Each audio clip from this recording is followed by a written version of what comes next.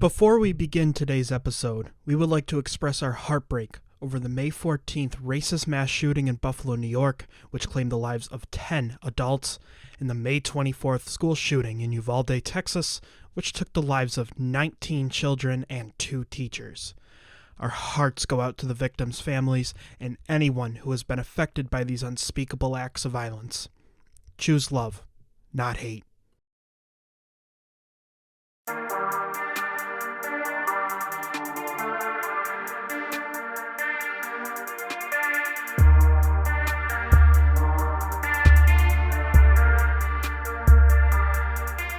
Hello and welcome to Mozart of Hoops, a podcast that takes a deep dive into the world of basketball, how we learn to appreciate its beauty and understand the ebbs and flows of the game. My name is Ian Quinn, and I'm joined by my 2 co-hosts, Chris and Owen. Chris, how are we doing today? Fantastic. Just winding down the conference finals here. Looking forward to some championship basketball. Agreed. I'm really looking forward to seeing who comes out of the East. Owen, how about you? How are you doing today? Yeah, I'm doing okay. Lots of really good TV coming out now. Better Call Saul. Stranger Things is okay, but I'm watching it. Basketball is on. I kind of like that. Yeah. How are you, Ian? I am good. I am also just enjoying basketball as much as I possibly can. I've been watching a lot of it lately. Not even just the playoffs, just older games in general. I've been really enjoying it, and somewhat happy to see the Warriors back in the finals. I know a lot of people would be question marking that one, but they're just such a special team. I think they deserve to be back, and it's good to see them back because they're exciting to watch. Really disliked the Warriors, Ian. Did I say that? Aren't you like a Harrison Barnes, like big time fanboy? So shouldn't you have some hatred for the Warriors, man? I don't really have hatred for many teams. I can't get it into my heart to hate. So, we'll see what happens. Whether it's Boston or Miami, it should be a very interesting finals. So getting into what we are going to be talking about today, we're going to be breaking down some of the passing bigs from pretty much the beginning of the NBA to around the night. What's a passing big? Let's not do this. We're not going to do this. Let's start that again. But so we're going to be looking at passers from roughly the mid 1950s to around 1980ish. If we go over a little bit, we go over a little bit. It's fine. Is there a passer that you guys would like to start with? I was gonna say, who's the first big guy that everybody knows of? I mean, probably Mike. Honestly, Mike, yeah, he's not a passing big.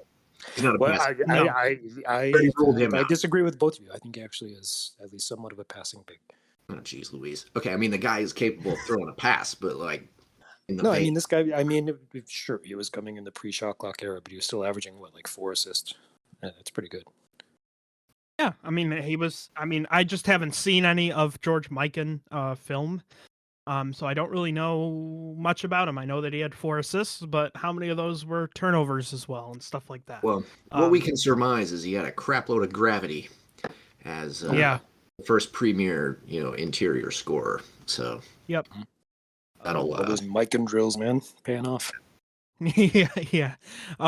So for me, the first passing big that comes to mind is Maurice Stokes. Stokes. Ian, first, do you have any thoughts on, I guess, these passing bigs? Like, what are you looking for? Like, what jumps out at you? What are you excited to find out about this?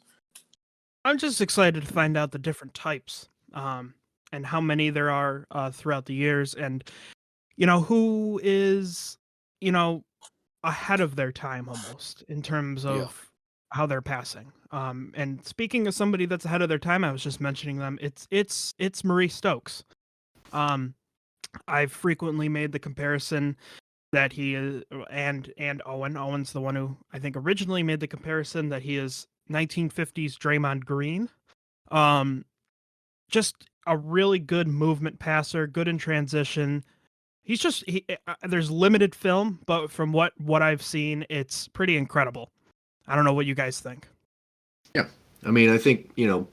the Draymond comparison is really apt because in many ways that's kind of his play style. I think he did a lot more like kind of half court setup stuff for them than any other big man would probably for a while. Yep. For the Royals because they did kind of use him as the first, kind of big man hub, where he'd receive the ball at the top of the key and then look for, cutters or guys, popping out screens because contrary to what people believe, there were a lot of screen actions back then. So he, he's the first big guy to probably, really leverage that as a major part of his game because he obviously lacked the touch to and the size. I mean, he's 6'7", so didn't have the height to score inside as well. But Yeah, but he did have that unsold bulk to him. mm-hmm. Yes, he did. Yep, absolutely. He's one of the biggest what ifs in NBA history to me because obviously not obviously because I'm not sure many people know about him. He had a freak injury, I believe, and it caused him to Not become really a freak paralyzed. injury. I mean, it was just went up for a rebound, then came down, basically on his head. Yep. Yeah. And he was paralyzed for the rest of his life. His teammate Jack Twyman took care of him. He was his guardian, and that's why there's the Twyman Stokes Teammate of the Year award. So a little backstory about Maurice Stokes. But yeah, he played for the Royals in the 1955 to 1958-ish. And was just improving every year. Was probably the second best defender in the league behind Russell once Russell came in. Yep. He was. And he was probably the best defender in the league before Russell came. So, he his shot and stuff like that, I don't really like. I don't see that overly translating to this era. However, what I did see was his passing translating. And I think that just some of the passes he was doing as a big man were just like, it felt like 50, 60 years ahead of its time. Oh yeah, no, he was making no-look passes like over his head, like crazy shit. Mm-hmm. Yep. Yeah, so he's definitely the first one that I think of when I think of passing bigs. One thing I wanted to talk about with Stokes, and kind of like a preface for all of these guys, is like, we're used to bigs being used as play finishers, but there are obviously occurrences where bigs are working as offensive hubs or even offensive engines. I mean, you look at Jokic. But for a center that shares like a large portion of the team's passing and creation like Stokes, how much does it really impact the offense? Or like, how does it compare to offenses led by like a strong perimeter player like an Oscar? Like, are there examples going forward of like a blended offense where you have like an Oscar and a Kareem? Like, what is the impact we're seeing from the centers that have this, like the ball in their hands that they're creating? Like with Stokes, he led the team in assists his final season, but the Royals were last in the league on offense. So like what type of impact was he having? Would the impact be different? Because he was filled with like shooters around the team, like Jack Twyman. If he were in today's era, would his offensive impact be better? It's just something to think about. It is something to think about, and I think that I'm not sure he's somebody that I would like as like an offensive number one, which is why I think the Draymond comparison is so useful because Draymond works well as, one of the lower end offensive players because of his passing. He's able to help create great offenses. So I think like it just depends on situation. I think that the 1950s is not exactly the best situation to judge an offense really, because it just seemed like I don't know what they were doing out there half the time. I mean, somebody pulled from beyond half court and it wasn't even like the end of the quarter or anything. So I was kind of what is Tom going Heinsohn, on? I'm looking at you. There's some questionable playbooks there. Yeah, Tom Heinsohn, not a passing Yeah. big. No, Very many no. passes that he liked. So But yeah, I totally agree with you on all those points. So and that's the deal. Like that's the optimal role for Maurice Stokes. That's why the Draymond comparison is on the money. Like that is the prime role for him. You don't want him doing too much, especially in the half court, probably just because, like you said, he's so limited scoring the ball. So, but to segue kind of off of that, what you said before about, him and Russell being the number 1 and 2 defensive players in the league, probably, and there are some similarities with those guys as far as, using their defense, shot blocking, rebounding to initiate the offense, like, almost instantly, like as soon as the possession changes. yeah, I think another point that I wanted to bring up too about what these passing bigs that Owen was talking about prefacing, I think where they can be useful is the fact that they're big. Their vision to be able to see over the top of other defenders allows for passes to be hit on cuts, stuff like that. So I think that they're good as offensive hubs for sure. And in the case of Maurice Stokes, like that wasn't his strength, being able to find angles over the top necessarily. I mean, he not that he didn't do some of that, but the advantage that he had was the first kind of stretch big, like he's pulling the other team's center away from the goal. So even though he himself is not a post scoring threat, he's clearing it out so that other guys can get looks down low without being bothered by rim protectors.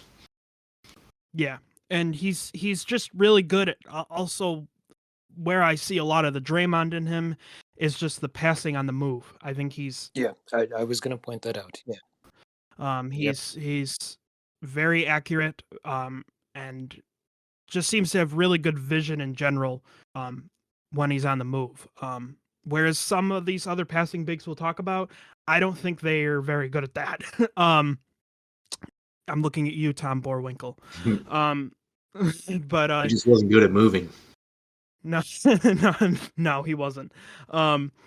So is there anything else you guys want to touch on Maurice Stokes before we move on? I don't think so. I don't know if there's a whole lot else that we really could say that wouldn't. Not a lot of really, film. Really, just about if his offense translates better to today's game, where he actually has shooters around him. I mean, he had shooters around him with the Royals, but I mean, it doesn't have the same impact as it would today. Yeah, agreed. He doesn't have Steph Curry as his shooter. No. But I mean, either way, it's like Jack Twyman. He was a great shooter for the era. Like, yeah. But I mean, still, they ended up dead last in offense. But like, would it be the same if they had a 3-point line then? Well, yeah, that's probably. Yeah, not. I mean, they might be a little bit better. I mean, they may still not have been, but I think there are probably other reasons. No, yeah, I mean, they have a ceiling with the fact that Maurice Stokes was the offensive engine. So I mean, that kind of leads to the point. Like, do we want a big to be the offensive engine for the team? Well, it depends. I mean, I don't want just as an example. Bam Adebayo, he's a great passer. Do I want him to be the engine of the Miami Heat? No, I do not. So I think that obviously for that era, Stokes had to do a lot more than he would in this era. So I think he would translate based on the fact that he's not going to have to shoot as much post up or whatever, because his touch is terrible. So I do feel like in this era he would be more apt to I don't see him being more than a 10-point per game scorer. Generously. I don't. Yeah. Okay, but then so like, what do we need to see? Like what creates an offensive engine? What is a good offensive engine? What do we need to see from that? Like I know we were going to talk about Jokic later, but what exactly would it take for a big to be like a significantly impactful offensive engine? It needs to command a lot of attention. Yeah. Yeah, I mean, the reason Jokic led, this offense, what were they, 6th this year in offensive rating? he has the ball so much. I think somebody that is doing all that creating, all that scoring, all that heavy lifting, then yeah. And I think for a big to be that offensive engine, they have to be doing a little bit of everything. Whereas some guys like I mentioned Borwinkle already, I don't see Borwinkle being an offensive engine whatsoever. It's just because he doesn't do as much as what Jokic does on ball and off. So do you think you need to be able to score? Yeah. I do think you need to have that scoring gravity where a team is nervous about you scoring and they're also nervous about you making a pass. So it's impossible to, like Jokic, I mean, they're a lot of the things about him, they say, oh, he doesn't get double teamed, all that other stuff. I mean, you don't want to double team Jokic. So to me, it's that. Like, you got to be able to have the scoring and have the passing level to be able basically to just to be a triple threat offensive player. Pretty much, yeah. And that's I mean, and a lot of the great offensive players, you look at Nash, you look at Magic, they're mainly heliocentric guys. They're more on ball. So I don't know how much of a factor that plays into it as well, is on ball versus off ball in terms of being the top offensive guy on a team. Okay. Yeah, that sounds good. Yeah, just chewing. But I'm just asking questions going forward, so I Okay. kind of want some more clarity on everything. Okay, all right. So we can probably move on from Stokes now. We can probably move on to, I'd say, Bill Russell. What do you think, Bill Russell? Passing Russell. big. Yeah, he's okay. And he came in the year after He's all Stokes, right. so unless there was somebody else in 1955. I don't think so. Yeah. I don't think so. Johnny Red Kerr. Yes, I was actually going to mention Red Kerr. Yeah, yes, he's a good passer. You could throw a pass, yeah. Okay. Not an engine, he was a very good passer. Yeah. Better than Mike. I'll put that out there. No doubt. Weren't you the one just defending Mike as a passing big? Yeah, but that just shows how good Kerr actually was. He was a good passer. Interesting. I mean, yeah, we're going to be talking about again, Oliver Miller at some point. I mean, then we're definitely going to be able to talk about Red Kerr. Just saying. Okay. Yeah, no doubt. Right. Well, this just gets us to the difference also between, some guys are just exceptional passers. Like, they have very good passing skill. And other guys, they can score the ball really well. So there's a lot of guys open around them. Yeah. So in terms of Bill Russell, Owen, I know he's your favorite player. So why don't you take us through Bill Russell's passing?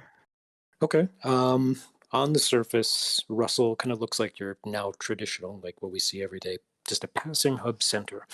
After Cousy retired, Russell had to become more involved in the Celtics' half-court offense, more egalitarian style, just out of necessity.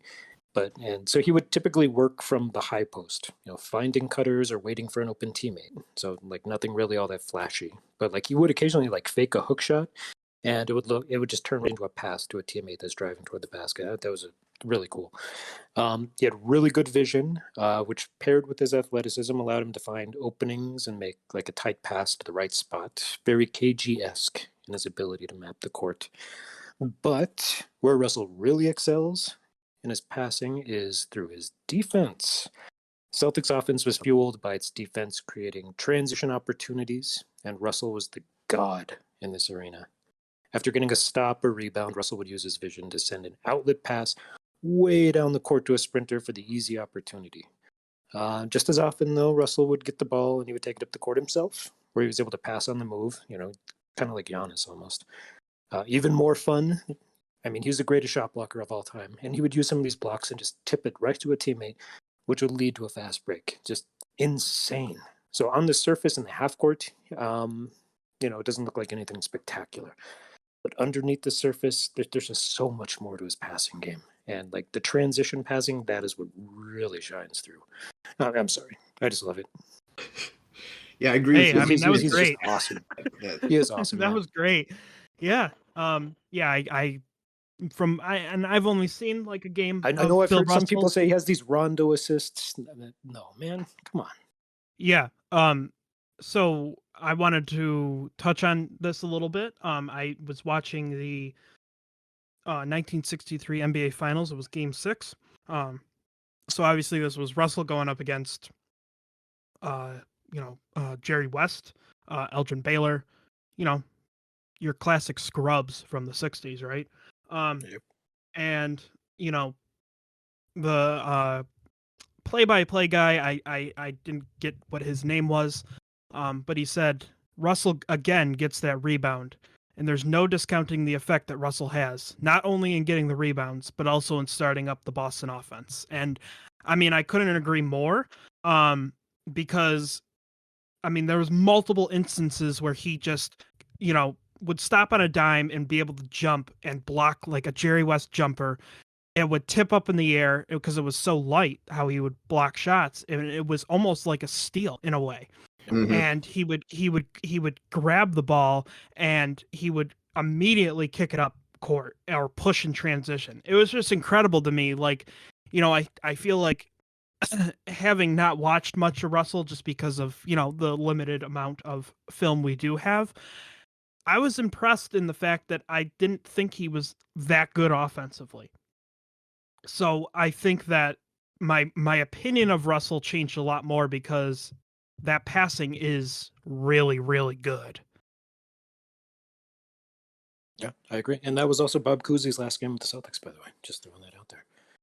It was his last game. I remember he got a standing ovation in Los Angeles, because he was retiring, and he also got injured. I feel like midway through like the third quarter, and people thought that was the last time they were going to see him, but he ended up coming back on the court. Oh yeah, game back for the team that you support, Ian.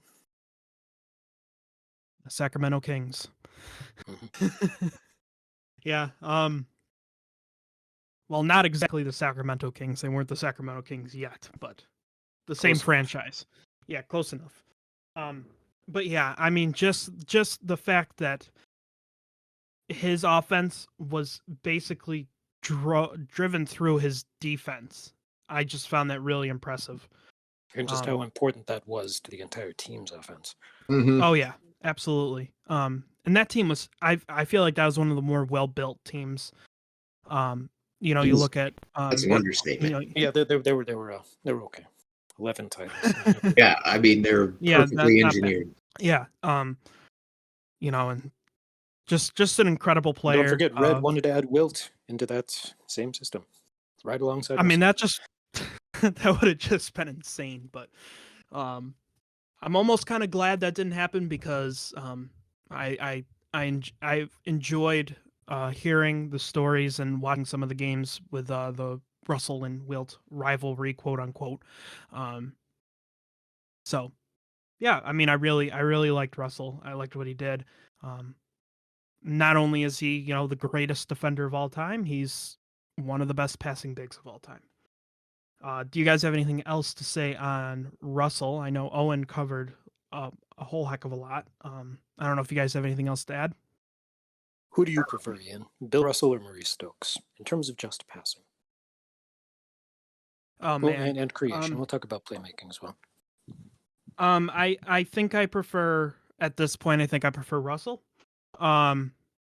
because, and it goes back to kind of what you were saying, about how Stokes was the engine, for the Royals. Russell wasn't exactly the engine. He was the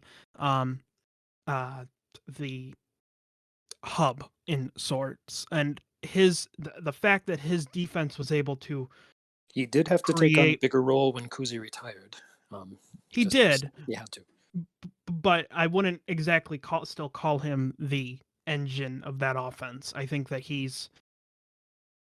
But I mean, couldn't you make an argument that just through his defense, the offense he created, is that not almost like the engine? At times. No, but the thing is, yeah. It's not repeatable every time. Like I mean, if the other team scores, then Oh yeah, of I course. mean, obviously that advantage is lost for the most part. I mean, they still did run a good secondary break too, but I think the thing is, what it looks like the Celtics knew how to really do well was like pick the spot when. Okay, now is when we're going to let Russell create something. They run normal sets a lot, but then you see them kind of change up what they're doing in the second half, especially in the fourth quarter of a game that they have a lead in. If it's very close at all, they spread everything out, and they'll bring Russell up top because he can actually, he's quick enough and can handle the ball. So Yeah. if he could blow by, his big guy defender.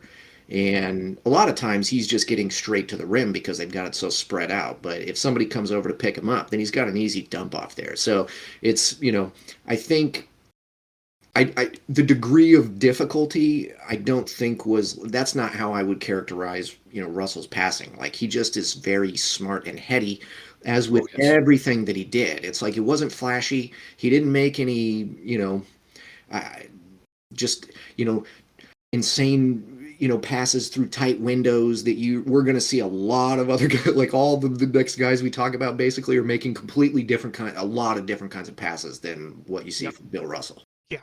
Yep, absolutely agree. But yeah, So I think I lean Russell over Stokes right now as a passer.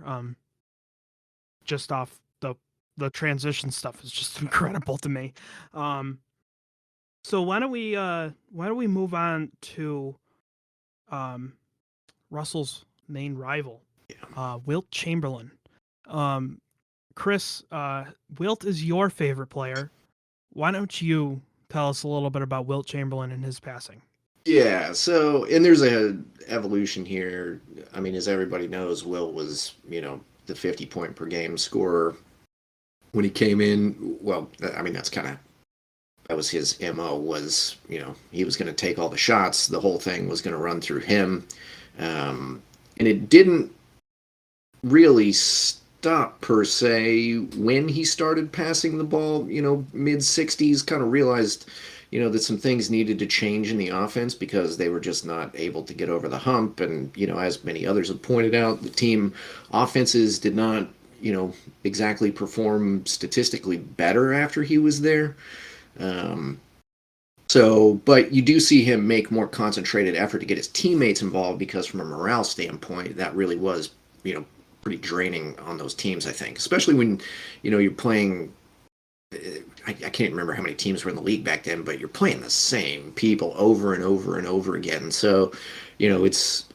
Would you rather play the Celtics style of basketball where they're all kind of sharing the ball and it's kind of a egalitarian offense, or do you want to play for the Philadelphia Warriors that are pounding everything inside the Wilt, and he's doing everything, so that's not very fun. So he did eventually start to pass the ball more. The thing is, Will always attracted a huge crowd, and this is the big difference between him and the other guys we talked about, is his scoring threat. So because Wilt super dominant in the post, he didn't always, turn that into the best finish that he could have because he was obsessed with making things more difficult on himself than it needed to be. But, it was not hard for him to find passing lanes around him because he attracted so much attention. So, when he goes to the Philadelphia 76ers, when you really see that start to, become the offense where he really does shift away from being a shoot first player and really does kind of look to pass first. Now, the big problem here is that he's a ball stopper. Like, he's getting it to him in the post, and then the motion that needs to take place after that takes a lot of time, and it slows everything down. So there's definitely some limitations there, but he has tons of opportunities to find cutters around him.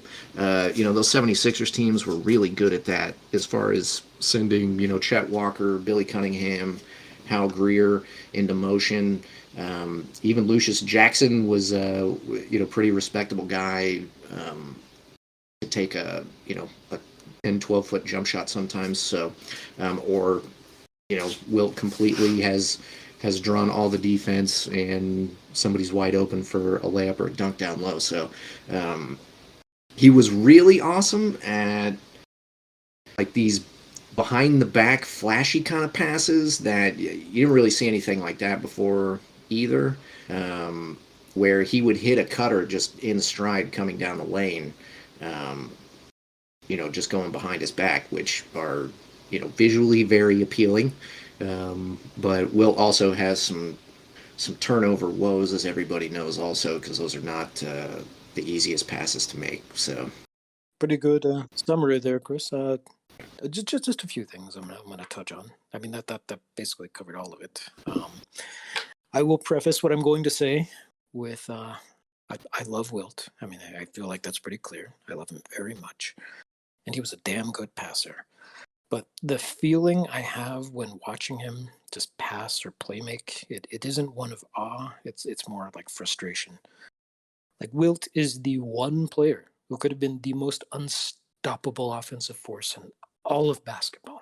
He could score over anyone. And then he developed like this strong passing repertoire. Like you put those two together and my God, the sport is finished, right?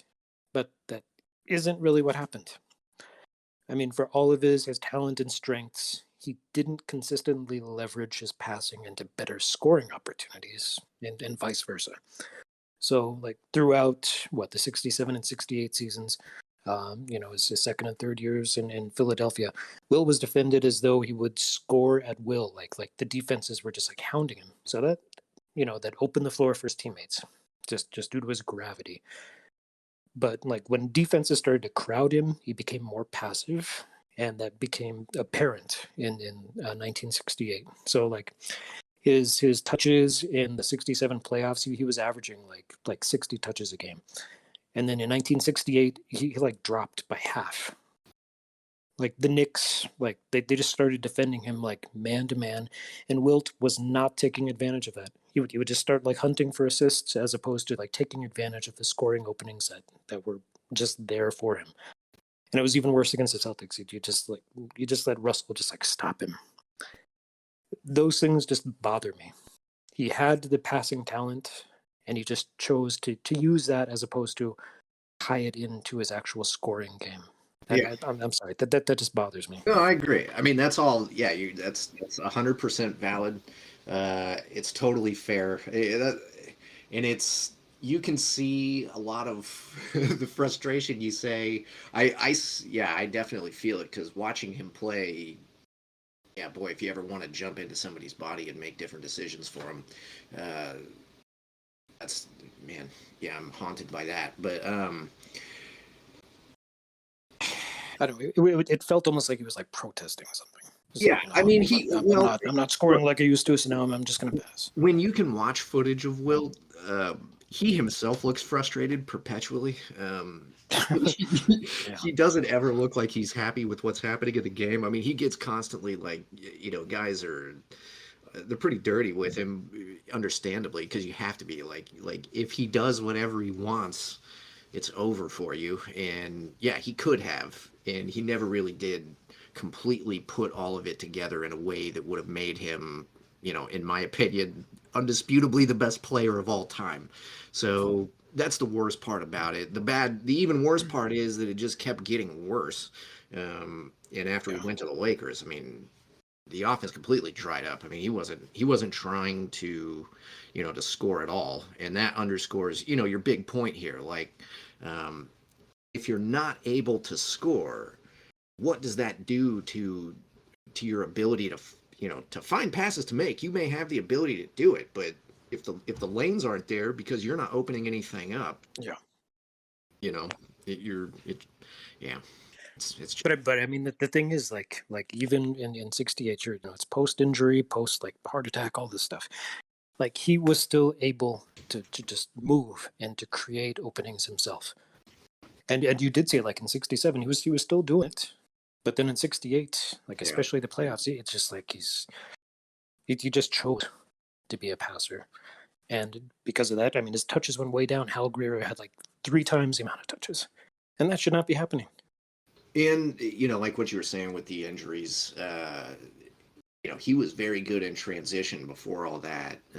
And then, post injury, he just was not, he wasn't able to run up and down in transition, which is kind of the guy that everybody remembers, which is that's the unfortunate thing for me because, early Wilt Chamberlain highlights, like you can still see him like running like a gazelle up the court. I mean, him and Bill Russell both, like those guys got up the court unbelievably fast back then. Like I don't know that anybody like who's come along since then. I mean, maybe LeBron, like just a guy, or Giannis. Yeah, that's one that jumped into my mind. Yeah, like those guys just cover insane amounts of ground. So in transition, Wilt kind of did some of that same stuff. He obviously, I don't think his handle was not what Bill Russell's was in transition, but he could put it down, for a few dribbles and cover, 30 feet essentially, and make that pass to the cutter, to the to whoever's running up in transition with him. Yeah, and I wanted to briefly jump in about what you guys were saying about Wilt never really being able to do two things at once almost with his scoring and his passing. And the color analysts for the game that I was watching in 1971, it was the Western Conference semifinals. They were playing the Bulls. And, the guy said with Gal Goodrich on the bench now, I think that Wilt Chamberlain should definitely look to shoot the basketball a little more. And I think that's just been a major qualm about his entire game, is that he was never able to balance that passing and scoring, and it always just seemed like he was choosing one or the other. And it was never this, wow, this guy is scoring at will while also, throwing great passes. It was always one or the other. And he was extremely passive in this game. He was only really throwing passes. And then all of a sudden later, he started shooting more. And I just think that, it is, I love Wilt too, but it is a major thing with him. Oh, yeah. That it was really just one or the other for him. Yeah, but okay, that's something that I kind of want to point out. I do notice like Ian he's been doing a ton of work just analyzing some players, and one thing he points out about a lot of these guys is their patience in passing and waiting for an opening, which is something that Wilt started to do. He became a very patient passer. But the thing is, with Wilt, that is a detriment. He would wait for somebody to just move, and then, like if they get stuck, he's like, "Oh, now I guess I'll score." Whereas with these other players who are more patient passers, they're waiting to make the pass, but they don't have that offensive game to be able to just like go and score at the basket, unlike Wilt. So it's more like a positive trait for some of these other guys we're going to talk about, like Tom Boerwinkle, as opposed to Wilt. Like that patience, I don't really want to see that. I need to see a quick decision. Yeah, I agree. Yeah, I agree too, and I think that patience can only go so far, especially when people aren't exactly moving. When we, it's hard for me because I think it's good, in some senses, but it can really lead to negative offense in a way. I think you mentioned like, oh, I got to score now, because the shot clock's running down or something. So I think like if people are constantly moving around him and he's just waiting for one of them to get open, then sure, that's fine. But that's usually not how it works. So yeah, there are it's almost issues. like a reverse Dantley. It is almost like a reverse. He's Dantleying himself. So how would you play Wilt today? How would I play him today? Like how would you use Wilt today? Oh, man. Is it possible? Is it possible to turn him into an engine? Yeah, that's it's hard. To answer. It's really hard for me to answer. I think there's just issues with him balancing everything. I mean that's the only thing. Like I'm extremely high on his offense, so like I do have it much closer to Shaq than a lot of other people will. So I mean, if he's actually able to leverage that scoring ability with the passing through the gravity that he's creating, then he's an absolute monster on offense. But it's just, will he do that? So do you think, and well, I how much don't do you know. think he's helped out by modern spacing? Oh yes, yes, without Yes, question. yeah, But will he take advantage of it as much as he? Yeah. Well, he could. He could easily take advantage of it, but will he? That's the only problem I have. Yeah, I it's the know. major issue. And I think like 1967, which we often in these circles It is associate one of as the his peak. greatest seasons of all time. It really is. Yes, I don't care yes, it what all is. these other people say. It is. Yep, it absolutely is.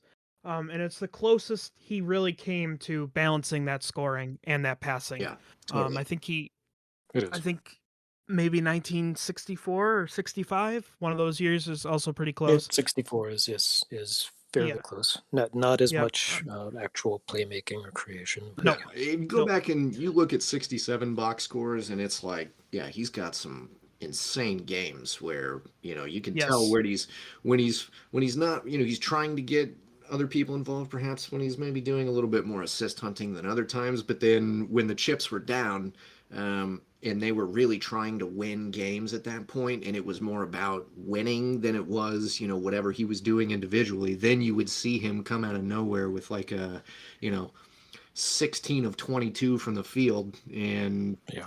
putting up Yep. 40 some points and still getting 7 or 8 assists. So yeah, Yeah. he was Yeah. something else. 67 was kind of like he's letting the offense actually come to him Mm-hmm. and working within the flow of the offense. Whereas in 68, he just decided to try and dictate it himself and just eventually just got tired of it. Just Yeah. it's annoying. He's definitely a interesting case to talk about in terms of what makes a passing big good. Obviously 67 is a great passing season from him. But when somebody can't exactly score like that, I don't know how valuable their passing can be. He's I was watching him in 1971 and he's obviously a lot slower. He's still pretty darn athletic, but you know, he really was not looking to score at all. That was not his motive. That was not what he was doing. He was just waiting. So definitely something that I was bothered with about him. Yeah, I mean, by that point, the passing just became just basically his primary trait on offense, as opposed to being just a rim finisher. Right. I mean, defense was his calling card at that time, so he was just used as a traditional big in the sense that he'll find an open pass and just finish at the basket. That's about Yep, it. and I think that's fine. I mean, Wilt changed his game so many times throughout his career. I mean, it's pretty Yeah. incredible how he went from scoring 50 points a game to barely passing really to all of a sudden becoming like where the offense is running through him. They had one of the best offenses. He won MVP. They won the They championship. did have the best offense. It was the best offense in the league, and by far. Yep. And this is Yeah. why I think that this is why I give him a lot of benefit of the doubt in these thought exercises as far as how much better he could have been or anything like that, because all this stuff was there. It was just putting the pieces all together in the right way, which I'm still pretty sure is possible to do, especially because there's so much context. And this is a whole other thing. I'll try not to get into it too much, but I mean, him coming along as, basically a circus attraction at the time where he's like undisputably the greatest basketball talent, or the greatest prospect anyway. But say what you want about Bill Russell being better. Like Wilt Chamberlain was the most hyped, prospect to come along until Kareem. So, geez, I forgot what the hell I was saying. Well, I mean, one thing that I was gonna say is that, like, it may sound like me, especially like I'm shitting on Wilt or something. Like, oh, geez, this guy he fucking sucks, man. Language, I apologize, but. But it's really like Wilt has just higher expectations than everyone else. Like we see all of these different things that he's able to do, but he just didn't put them together. So we just have these higher expectations that we don't for other players. Yeah. Yeah, no, I completely agree with that. He still did do things that nobody that, else really did, so we can't forget about that. That's no, yeah, I mean he was 20,000 no times doubting. in some cases. Okay, all right. We're gonna that's a good spot to move on. Jesus. Pass. Yeah. He did Um, not pass in that regard. No. No, he didn't. Jesus. Anyways, moving on. I didn't get to watch this guy, but I know Owen has mentioned him a couple times. Nate Thurmond. What do we think about his passing? Think Gobert. I mean, a lot of his passing was handoffs, some good shovel passes, but nothing really too fast. Again, he kind of played like the waiting game. Good outlet passer, but I mean, really nothing too spectacular, honestly. Yeah. Good, but definitely below the guys we've already talked about. Yeah, I second that. He's a good outlet passer. Yeah, we didn't really give Wilt a plug on that. Wilt, very good outlet passer as well. Russell, too, my friend. Yeah, sure. Yeah, yep. So why don't we actually Top move 3 at on? worst. Because I mean, there's not a lot to say about Thurmond. I just wanted to briefly bring him up. That's fair. We mentioned outlet passers, so why don't we mention the one that I think is the greatest? Sorry, just go back to Thurmond. Thurmond is a good example of a big, who will work as an offensive hub, but just not in all of the plays. Somebody that who will really fit into a more perimeter oriented offense. So you can get him the ball basically just to reset a play. Well, he's basically doing poor man Bill Russell stuff. That's Yes. That's Nate Thurman's whole thing everywhere is he's just half a step down from Bill Russell. Including offensively, I would say. Yeah. I was gonna say, I'm like, man. So it's Thurmond did like to take a whole lot more jumpers though. Yeah, he did. I know. Yeah, he pull-ups. Yeah, unfortunately, and he had terrible hands around the rim. But he just wasn't making the smart reads like Bill Russell was. That's the main difference between them. Yeah. So moving on, I wanted to touch on who I think is the greatest outlet passer of all time. Kevin Love? No, but his godfather, Wes Unseld. Wes Unseld, by all accounts, by height, he's not big. He's not really big, but he's wide. He's very wide. And his outlet passing is a work of art, in my opinion. I feel like he could just grab a rebound, turn, and he's already got the pass 3/4 of the court, way down the court. He worked good in the kind of a high post area. But yeah, I mean, he was incredibly good at catching the rebound, throwing it up the court, and hitting a man perfectly in stride. It's just incredible to me how accurate he was on a lot of his passes. And he was fine in the half court, but it was really his outlet passing that I think made him one of the better passing bigs of all time. I think he's rather boring in the half court, to be honest. But yeah, his outlet. Yeah, I was gonna say. Yeah, his outlet passes are definitely impressive. There's a big difference between him clearing a rebound and Elvin Hayes clearing a rebound and what happens after that. So it definitely, he's putting the ball into motion very quickly. So other than that, I don't know if there's a lot to say about him. He's a good connective tissue passer. Doing a lot of that stuff around the perimeter because, like you said, he's 6'7". So, I mean, he'd go down in the post sometimes. If that. But he did, it was mostly with him just pass. He just is one of the guys who's working the ball from side to side. Yeah, and I think I saw some instances where he would catch the ball in the high post area. Someone would do a quick backdoor cut, whether it be like a Gus Johnson or Jack Marin or somebody, and he would hit them. He was accurate, but he's not exactly flashy by any means. Whereas I think the most flashy passer we've talked about so far is actually probably Stokes. Although Wilt probably is up there too. I'll give that to Wilt. Yeah. But I mean, with Unseld, his probably his most recognizable offensive trait outside of the outlet passing is just his screen setting, which would open up, lanes for passing. So I would say that's a pretty valuable passing attribute, honestly.